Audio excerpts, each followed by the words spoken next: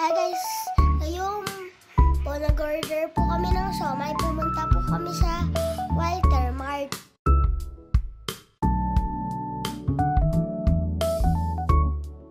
Ngayon po kinakain ko na po yung in-order namin na siomai. Napakarami po, ang sarap po.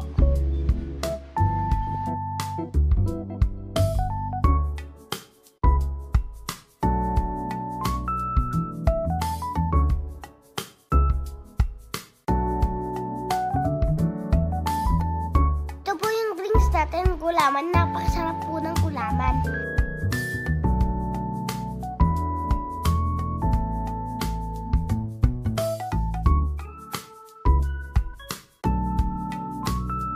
Noorin niyo po ako hanggang naubos ko po yung siomai.